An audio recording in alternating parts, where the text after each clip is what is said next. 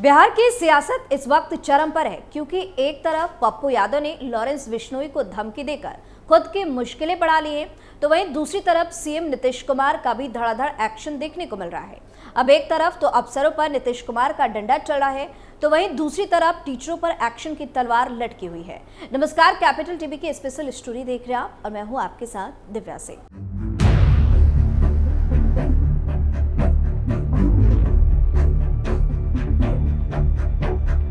बिहार में नीतीश कुमार का तगड़ा डंडा चला है, क्योंकि समाज कल्याण विभाग ने आंगनबाड़ी केंद्रों पर बरती गई अनियमितता के आरोप में कटिहार जिले के 4 बाल विकास परियोजना पदाधिकारी यानी कि सीडीपीओ और 1 जिला कार्यक्रम पदाधिकारी यानी कि डीपीओ को निलंबित कर दिया है। इसमें फलका प्रखंड की सीडीपीओ पामेला टुडू, कदवा की सीडीपीओ शबनम शीला, मनिहारी की सीडीपीओ गुड़िया, मनसाही की सीडीपीओ संगीता मिंकी और डीपीओ किसले शर्मा शामिल है। पिछले दिनों समाज कल्याण मंत्री मदन सैनी ने कटिहार जिले के संबंधित प्रखंडों में जाकर आंगनबाड़ी केंद्रों पर जांच की थी। जांच के क्रम में आंगनबाड़ी केंद्रों पर कई प्रकार की अनियमितता पकड़ी गई थी। इसी के आधार पर संबंधित पदाधिकारियों पर कड़ी कार्रवाई की गई है। जमाबंदी पर सरकार से जवाब तलब। पटना हाईकोर्ट ने राज्य के दाखिल खारिज कानून में जमाबंदी रद्द करने के प्रावधान की संवैधानिकता को चुनौती देते वाली रिट याचिका पर संज्ञान लेते हुए राज्य सरकार से जवाब तलब किया है। मुख्य न्यायाधीश के विनोद चंद्रन और न्यायाधीश पार्थ सारथी की खंडपीठ ने राजेंद्र प्रताप सिंह की रिट याचिका पर सुनवाई करते हुए राज्य सरकार को 4 सप्ताह में जवाब देने का निर्देश दिया है। याचिकाकर्ता के अधिवक्ता नागेंद्र राय ने कोर्ट को बताया कि दशकों पुराने जमाबंदियों को जिले के अपर समाहर्ता बेधड़क रद्द कर देते हैं।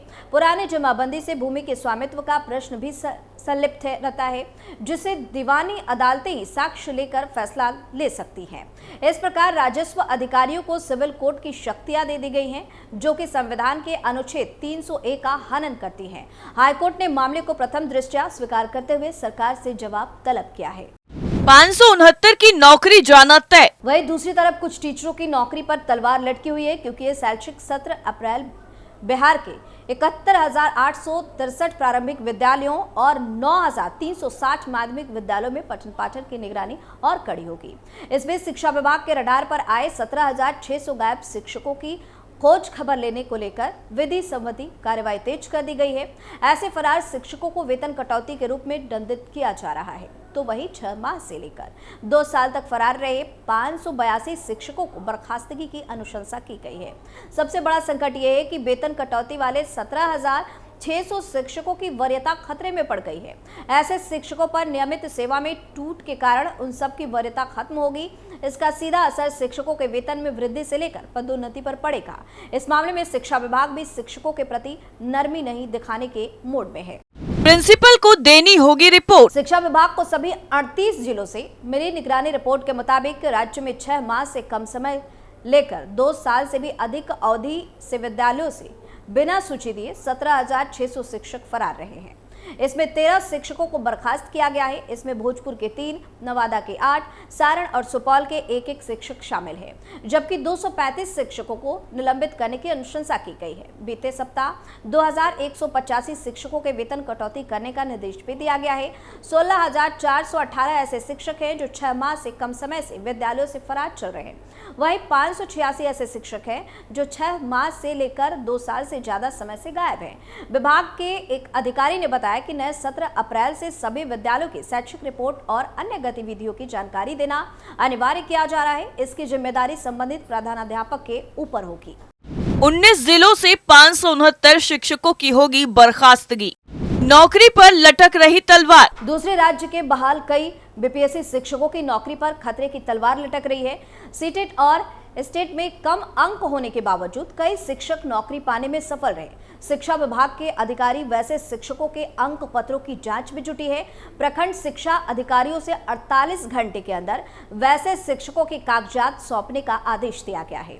बताया गया कि 60% से कम अंक प्राप्त करने वाले चयनित शिक्षकों के प्रमाण पत्र की जांच की जाएगी। अंक पत्र की जांच शिक्षा भवन में होगी।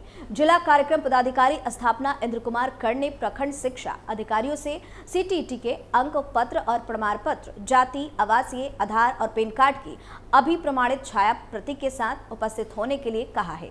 बताया जा रहा है कि बीपीएससी से बहाल हुए शिक्षकों में बिहार से बाहर के चयनित हुए शिक्षकों का 60% मार्क्स सीटीईटी में होना अनिवार्य है। 60% से कम मार्क्स होने के बावजूद बहाली हो चुकी है। ऐसे शिक्षकों को सेवा समाप्त करने की कवायद चल रही है। बहाली में गड़बड़ी का आरोप। बीपीएससी शिक्षक बहाली के प्रथम चरण और दूसरे चरण में सीटीईटी में 60 से कम अंक रहने के बाद भी बहाल हुए बिहार से बाहर वाले बीपीएससी शिक्षकों के खिलाफ कार्रवाई की प्रक्रिया शुरू हो चुकी है। नियम के खिलाफ बिहार में नियुक्ति हासिल करने वाले इन शिक्षकों की जांच का आदेश जारी कर दिया गया है। डीपीओ स्थापना ने सभी बीओ से रिपोर्ट सौंपने को कहा है। लापरवाही पर होंगे बर्खास्त। उधर स्कूलों के निरीक्षण के नाम पर खाना पूर्ति करने वाले अधिकारियों पर शिक्षा विभाग ने शिकंजा कसना शुरू कर दिया है। विभाग के अपर मुख्य सचिव ने स्कूलों के निरीक्षण में लापरवाही बरतने वाले आउटसोर्सिंग अफसर को बर्खास्त करने का आदेश दिया है। स्कूलों में पठन पाठन के साथ वहां की स्थिति में सुधार नहीं हुआ तो जिला शिक्षा पदाधिकारी पर कार्रवाई की जाएगी। इस संबंध में अपर मुख्य सचिव डॉक्टर एस सिद्धार्थ ने जिला शिक्षा पदाधिकारी को पत्र के माध्यम से निर्देश दिया है। शिक्षा विभाग ने स्कूलों के निरीक्षण में लापरवाही बरतने वाले आउटसोर्सिंग के तहत नियुक्त अधिकारी कर्मचारी को बर्खास्त करने और बर्खास्तगी के बाद रिक्त पद पर गठित कमेटी द्वारा विधिवत सोच से चयन प्रक्रिया पूरा करने का निर्देश दिया है। विद्यालयों के शैक्षिक परिवेश, आधारभूत संरचना और स्कूल प्रबंधन के सुदृढ़ीकरण के लिए प्रभावी अनुश्रवण और समस्याओं के निराकरण का भी निर्देश दिया गया है। शिक्षा विभाग ने सरकारी स्कूलों में ऑनलाइन उपस्थिति दर्ज नहीं करने वाले शिक्षकों पर भी कार्रवाई करने का निर्देश दिया है। स्कूलों के निरीक्षण के दौरान कहीं वर्ग कक्ष में बाइक तो कहीं पोड़ा पड़ा हुआ मिलाकर स्कूल में कपड़ा सुखाया जा रहा था। स्कूल परिसर में अवैध कब्जा भी देखा गया। इससे स्पष्ट होता है कि निरीक्षण करने वाले पदाधिकारी पर्यवेक्षक कहीं मात्र और औपचारिकता का निर्वहन और इसकी खाना पूर्ति निरीक्षण के नाम पर किया जा रहा है।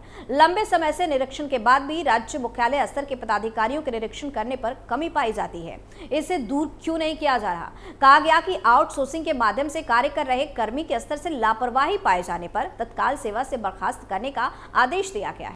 मास्टर साहब कर रहे थे हाजिरी में खेल। बिहार में शिक्षा विभाग ने शिक्षा व्यवस्था में सुधार के लिए कई कदम उठाए हैं। इनमें से एक कदम है शिक्षकों की ऑनलाइन हाजिरी। इसके लिए विभाग ने ई शिक्षा पोर्टल की शुरुआत की है, लेकिन कुछ शिक्षक इस पोर्टल पर भी चला के दिखाने से बाज नहीं आते। सीतामढ़ी जिले के सुरसंड प्रखंड में ऐसे 26 शिक्षक पाए गए हैं जिन्होंने हाजिरी में गड़बड़ी की है। विभाग ने इन सभी को स्पष्टीकरण मांगा है। दरअसल 1 अक्टूबर से शिक्षकों के लिए ई शिक्षा पोर्टल पर हाजिरी अनिवार्य कर दी गई है। जिला शिक्षा पदाधिकारी यानी कि डीपीओ ने 6 अक्टूबर को सभी प्रखंड शिक्षा पदाधिकारी को इस बाबत आदेश जारी किए थे। आदेश में साफ कहा गया था कि सभी शिक्षकों को स्कूल में मौजूद रहकर ही पोर्टल पर अपनी हाजिरी दर्ज करनी होगी। यदि कोई शिक्षक देर से आते हैं, स्कूल से बाहर रहकर फोटो एडिट करके या किसी अन्य तरीके से हाजिरी बनाते हैं तो इसकी सूचना विभाग को दी जाए। हालांकि डीपीओ के इस आदेश का सुरसंड प्रखंड के 26 शिक्षकों पर कोई असर नहीं पड़ा। इन शिक्षकों ने हाजिरी बनाने में कई तरह की चालाकियां की। किसी ने गाड़ी में बैठकर फोटो खींचकर अपलोड कर दी तो किसी ने स्कूल से बाहर रखकर ही हाजिरी लगा ली।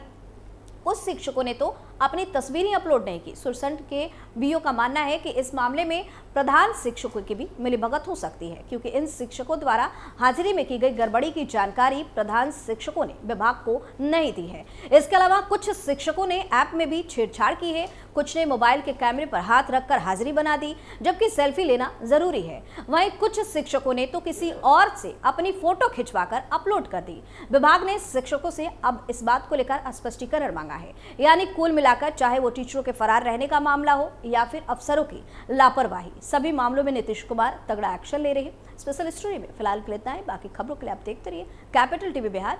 नमस्कार।